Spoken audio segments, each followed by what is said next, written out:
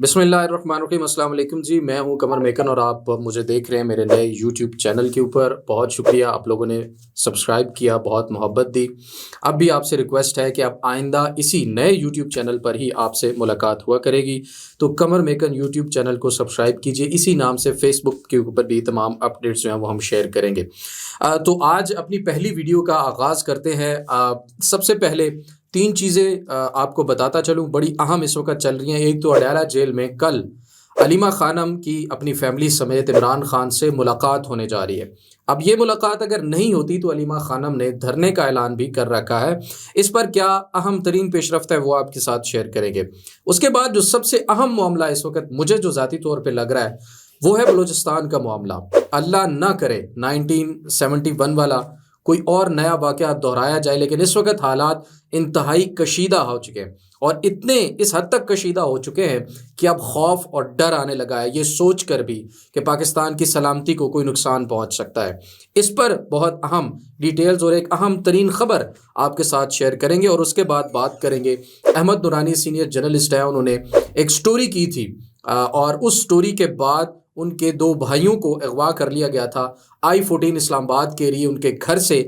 اس کی کیا تفصیلات ہیں اور بڑے حیران کن انکشافات ہوئے ہیں وہ بھی آپ کے سامنے رکھیں گے۔ تو سب سے پہلے بات کر لیتے ہیں علیمہ خانم کی کل والی ملاقات کی۔ آج کچھ سورسز سے بات ہوئی، کوشش کی کہ ان سے کچھ معلومات اکٹھی کی جا سکے کہ آیا کل کی جو ملاقات ہے وہ ممکن ہو پائے گی یا نہیں ہو پائے گی۔ اس وقت اندر خانے کیا جو تیاریاں ہیں وہ کی جا رہی ہیں، اور اب جتنا پریشر ڈیولپ ہو چکا ہے اس سارے معاملے کے اوپر، اور عمران خان کی رہائی کی جو باتیں ہو رہی ہیں، اس چیز کے پیش نظر اگر دیکھیں تو مجھے ذاتی طور پر یہ لگتا تھا کہ شاید یہ ملاقات نہیں ہونے دی جائے گی، لیکن کچھ معلومات اکٹھی کرنے کے بعد یہ محسوس ہوا، یہ چیز کلیئر ہو کر میرے سامنے آئی کہ کل والی جو ملاقات ہے اس کو کروانے کی تیاری کر لی گئی ہے، اور اب ممکنہ طور پر یہ ملاقات ہو جائے گی۔ یہ ملاقات کیوں ہوگی، اس کی وجہ سب سے بڑی تو یہ ہے کہ اس وقت علیمہ خانم نے جو دھرنے کا اعلان کر رکھا ہے وہ اس وقت سسٹم نہیں چاہتا، اس وقت موجودہ رجیم نہیں چاہتی کہ اڈیالہ جیل کے سامنے اس طرح کی کوئی ایکٹیویٹی ہو۔ وہ اس لیے بھی کہ اگر وہاں پر کوئی ایکٹیویٹی ہوگی تو وہ انٹرنیشنل نیوز بنے گی، اور جو ایک معاملہ پس پش ڈالنے کی کوشش کی جا رہی ہے، کیونکہ عمران خان کے اوپر میڈیا کے اندر بات کرنے پر جو میڈیا کی ایکسیس ہے وہ نہیں ہے۔ اگر ان کی میڈیا سے کوئی بات ہوتی بھی تھی دوران سماعت کیسز کے دوران، تو وہ میڈیا کے اوپر چلانے پر پابندی تھی، وہ صحافیوں پر پابندی تھی کہ وہ میڈیا کے اوپر وہ چیز نہیں چلا سکتے۔ اس کے بعد آہستہ آہستہ ان کی ایکسیس کو محدود کیا گیا، اور اس حد تک اب محدود کر دیا گیا ہے کہ ان کی فیملی کی جو روٹین کی ملاقاتیں ہیں، جو کسی بھی قیدی کا حق ہے، وہ ملاقاتیں نہیں کرنے دی جاتی۔ تو ایک تو مجھے یہ لگتا ہے کہ وہ انٹرنیشنل نیوز بننے سے اس وقت سسٹم جو ہے وہ انتہائی خوفزدہ ضرور ہے کہ وہ بات انٹرنیشنل لیول پہ نہ جائے۔ اس بارے میں حالانکہ آج سیشن جج کے اندر جو خالد یوسف چودھری ایڈوکیٹ ہیں، انہوں نے اور ذوالقرنین صاحب نے ایک درخواست دائر کی ہے، اور اس درخواست کے اندر یہ استدعا کی کہ 2 درخواستیں بیسیکلی کہ عمران خان کے بچوں سے ان کی بات کرائی جائے، اور ذاتی معالج سے چیک اپ کرنے کی جو اجازت ہے وہ دی جائے۔ وہ اجازت بھی ابھی تک نہیں دی جا رہی۔ تو یہ جو علیمہ خانم کے دھرنے سے ڈرتے ہوئے اب لگ رہا ہے کہ کل ضرور ملاقات کروا دی جائے گی، اور کل کی ملاقات اگر ہوتی ہے تو ڈائریکٹ پوری قوم کو، پاکستانیوں کو، بلکہ پوری دنیا کے لوگوں کو عمران خان کا جو ذاتی میسج ہے کوٹ ان کوٹ وہ علیمہ خانم کے منہ سے سننے کو مل سکتا ہے۔ اب یہاں پر اسلام آباد ہائی کورٹ کا ایک آرڈر بھی ہے۔ وہ آرڈر یہ ہے کہ ملاقاتوں کے بعد کوئی بھی میڈیا کے اوپر بات نہیں کرے گا، اور یہ انڈر ٹیکنگ دی تھی بیرسٹر سلمان اکرم راجہ صاحب نے۔ حالانکہ اس انڈر ٹیکنگ کے اوپر میرا ان سے ذاتی طور پر ضرور اختلاف ہے، وہ اس وجہ پہ کہ کسی بھی وکیل کا یہ کام ہوتا ہے کہ وہ اپنے کلائنٹ کو عدالت کے اندر اس کے حقوق کو پروٹیکٹ کرے، نہ کہ سرنڈر کرے۔ تو بیرسٹر سلمان اکرم راجہ صاحب نے میڈیا کے اوپر ٹاک کرنے کو سرنڈر کرتے ہوئے مجھے لگتا ہے کہ عمران خان کے اس حق کو سرنڈر کیا کہ ان سے ملاقات کرنے کے بعد کوئی میڈیا کے اوپر آ کر پیغام نہیں دے پائے گا۔ بہرحال علیمہ خانم کل باہر آتے ہی بات کریں گی، اور ان سے کوٹ ان کوٹ عمران خان کا موقف اتنے دنوں سے جو رکا ہوا ہے وہ سامنے آنے کی توقع کی جا رہی ہے، اور وہ اگر سامنے آتا ہے تو اس میں بلوچستان میں حالیہ معاملات کے اوپر بھی ہو سکتا ہے، اس کے بعد کٹلانگ جو حملہ ہوا تھا، ڈرون حملہ ہوا تھا، اس پر جو شہادتیں ہوئی تھی جس پر پی ٹی آئی بٹی ہوئی تھی، پی ٹی آئی الگ موقف رکھ رہی تھی، علی امین الگ موقف رکھ رہے تھے، اور جو پارلیمنٹیرین ہے اور جو خاص طور پر بیرسٹر سیف کا بیان تھا وہ ایک الگ موقف تھا، تو اس کے اوپر عمران خان کا بیان جو ہے وہ آ سکتا ہے۔ ممکنہ مولانا فضل الرحمان کے ساتھ اتحاد کا جو پیغام ہے اس کے اوپر پیش رفت جو ہے وہ ہو سکتی ہے۔ تو یہ تمام تر معاملات جو ہیں اس پر عمران خان کا کل موقف آنے کی توقع کی جا رہی ہے۔ یہ تو معاملہ ہے اڈیالہ جیل کی حد تک عمران خان کا، جو کہ اہم ترین ملاقات کل ہونے جا رہی ہے، اس کے پیش نظر جو معاملات تھے وہ آپ کے سامنے رکھے ہیں۔ اب آ جاتے ہیں جناب بلوچستان والے معاملے پر۔ بلوچستان والا معاملہ اس وقت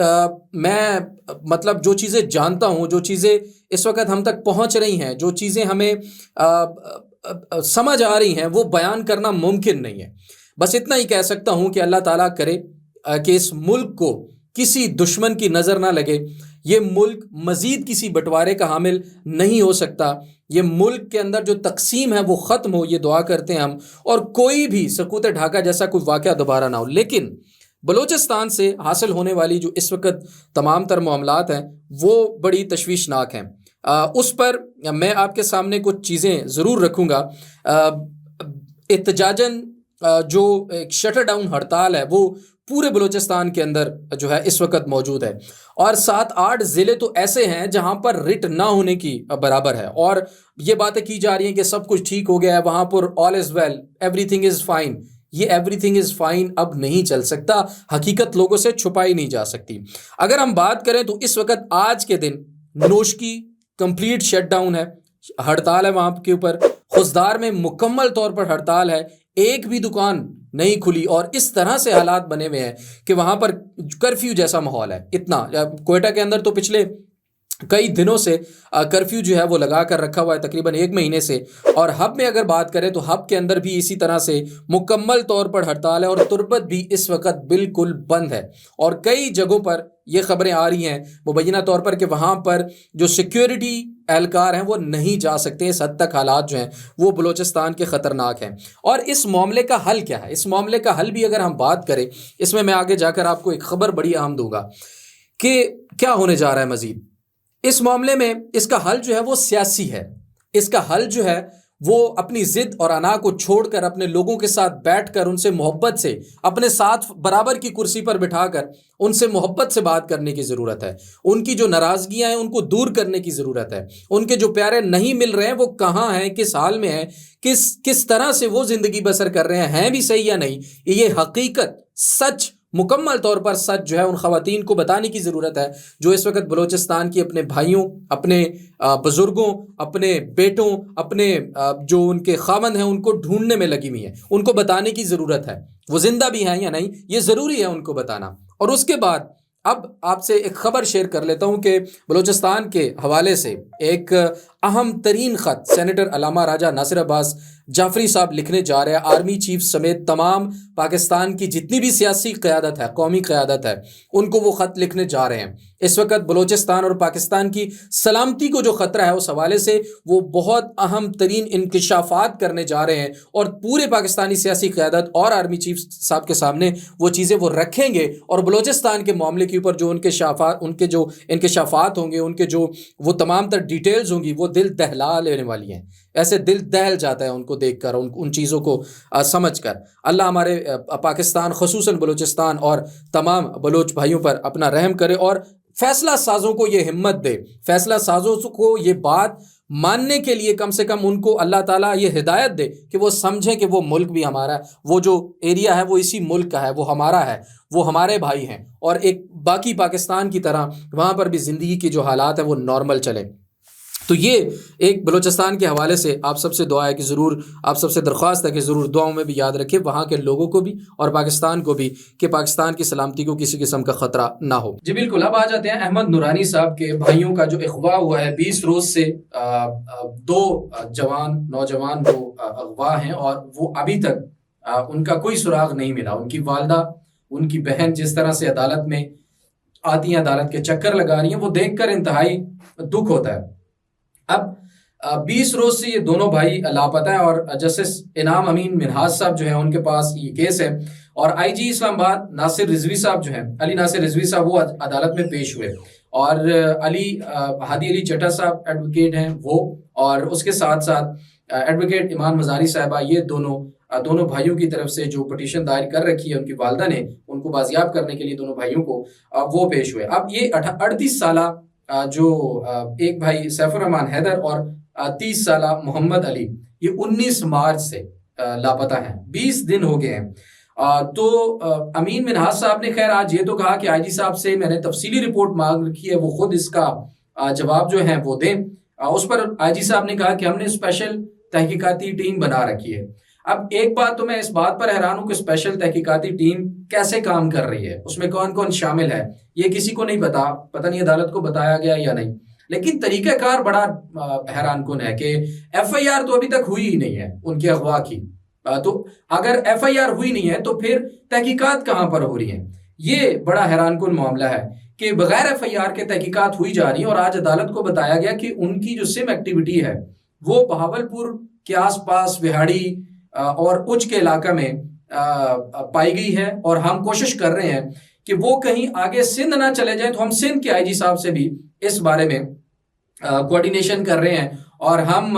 کوشش کر رہے ہیں کہ ان کو جلد از جلد بازیاب کروا لیں اگر ان کا اغوا ہوا ہے تو۔ آئی جی صاحب کہتے ہیں کہ ہو سکتا ہے، ہمیں شک ہے کہ ان کی جو سم ایکٹیویٹی ہے وہ تو ہو رہی ہے، لیکن کیا ان کی مرضی سے ہو رہی ہے یا واقعی ان کو اغوا کیا گیا ہے، یہ طے ہونا ابھی باقی ہے۔ اور ان کا کہنا تھا کہ اگر وہ اغوا ہوئے ہیں تو ہم پوری کوشش کریں گے اور ہر حال میں ان کو بازیاب کرائیں گے۔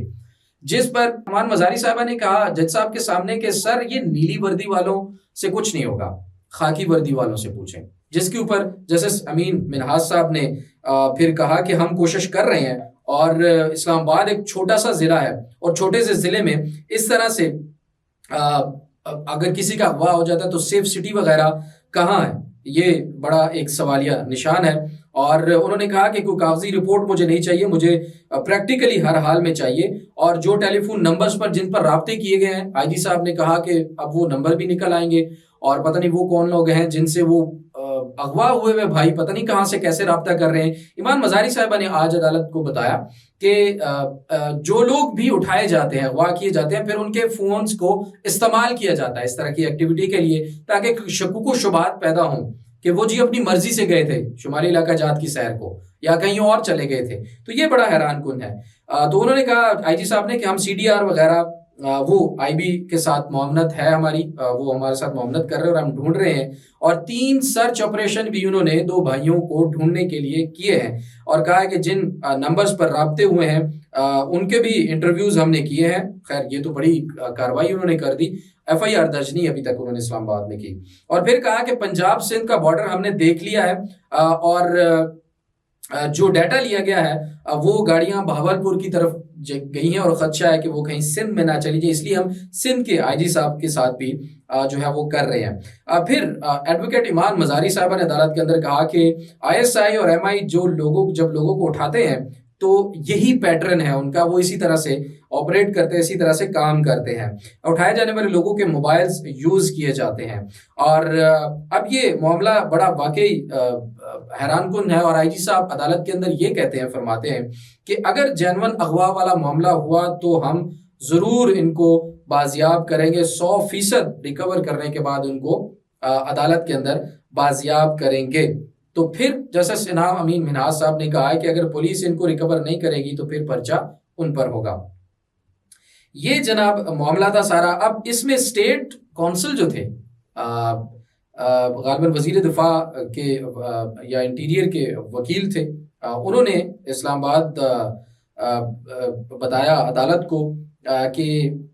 کیا اسلام آباد پولیس ذمہ دار نہیں ہے، اور پھر انہوں نے یہ کہا کہ یہ سادہ سا الزام ہے اور بندے یہاں سے اٹھائے گئے ہیں، اور آئی جی صاحب یہ نہیں کرنا چاہتے تو ہمیں بتا دیں۔ یہ جیسے انعام امین منہاس صاحب کا یہ معاملہ تھا۔ اس کے بعد اسٹیٹ کونسل نے کہا کہ ہمارا میڈیا ٹرائل ہو رہا ہے، اب اگر اسٹیٹ لوگوں کو تحفظ فراہم نہیں کر سکتی تو میڈیا کے اوپر خبریں تو چلیں گی، اس کو میڈیا ٹرائل کہنا میرے خیال میں بڑا ہی نامناسب ہے اور افسوسناک ہے، جس پر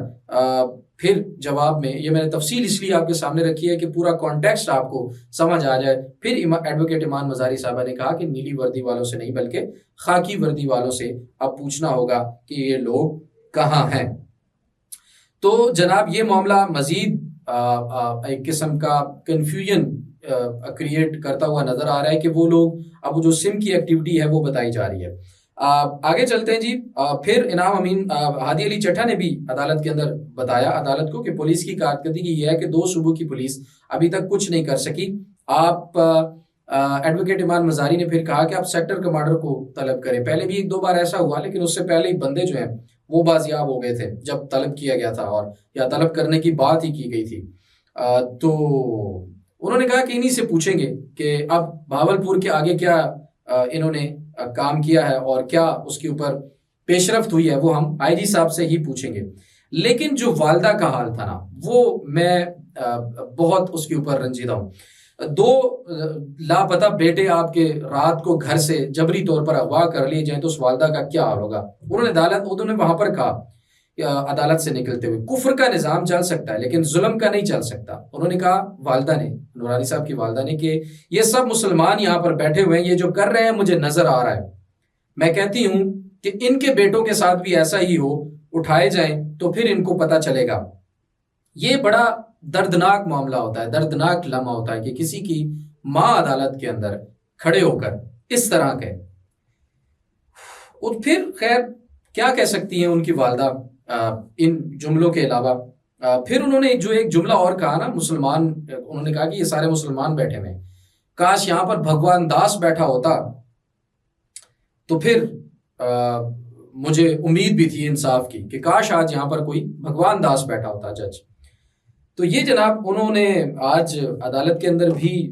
کافی تکلیف کا سامنا ان کو بھی کرنا پڑا. بہرحال انعام امین منہاج صاحب جو ہیں وہ عدالت میں فیصلہ بھی نہیں سنا سکے, آرڈر بھی کسی قسم کا نہیں لکھوایا اور پھر چیمبر میں چلے گئے اور کہا کہ پھر بعد میں اس معاملے کو ہم دیکھیں گے, اور کوئی واضح ڈیٹ بھی انہوں نے اس وقت جو ہے وہ نہیں دی تھی. اب یہ کارروائی آگے چلے گی, اگلی تاریخ پر دیکھتے ہیں کہ کیا ہوتا ہے. اور ایڈوکیٹ ایمان مزاری اور ہادی علی چٹھا کی کوشش یہی تھی کہ جلد سے جلد یہ معاملہ حل ہو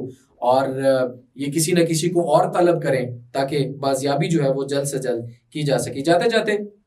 9 مئی کے کیسز کے حوالے سے سپریم کورٹ میں بھی آج سماعت ہوئی. پنجاب حکومت کی طرف سے جن لوگوں کی ضمانتیں ہیں تحریک انصاف کے لوگوں کی وہ ختم کرنے کہا گیا کہ یہ ضمانتیں غلط طریقے سے دی گئی ہیں. ہائی کورٹ نے بھی ان کو ضمانت دے دی تھی, یہاں پر اس کے خلاف اب وہ اپیلیں آئی بھی ہیں. بجائے اس کے کہ چیف جسٹس یحییٰ آفریدی صاحب یہ کہتے کہ جی ہم دیکھتے ہیں ضمانت کا کیس اور کیا یہ لوگ قصوروار تھے یا نہیں تھے, ان کی کتنی غلطی تھی یا نہیں تھی, وہ یہ کہہ رہے تھے کہ ہم ٹرائل کورٹ کو کہتے ہیں کہ وہ جلد سے جلد ٹرائل مکمل کرے, اور جو لوگ ابھی تک پیش نہیں ہوئے انہوں نے قبل از گرفتاری ضمانت کروا رکھی ہے ان کو بھی کہیں گے کہ وہ 7 روز میں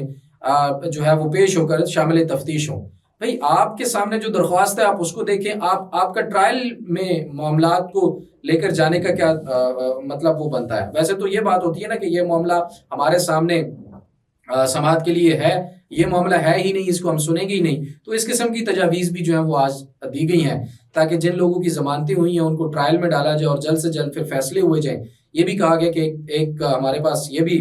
تجویز ہے کہ 4 ماہ کے اندر اندر فیصلے جو ہیں وہ مکمل کر دیے جائیں. تو جناب اگر 4 ماہ میں فیصلے مکمل کرنے کی ہدایت کی جائے گی تو پھر آپ کو پتہ ہی ہے کہ جس طرح سے پہلے فیصلے ہو رہے ہیں اسی طرح سے ہوں گے. بہرحال اللہ آپ کا, ہمارا, میرا, پورے پاکستان کا حامی و ناصر ہو. اپنی دعاؤں میں یاد رکھیے, اور جاتے جاتے ایک دفعہ پھر سے ریکویسٹ ہے کہ نئے چینل کو ضرور سبسکرائب کیجیے گا, اپنی محبتوں سے نوازیے گا, اپنا بہت سارا خیال رکھیے. اللہ نگہبان.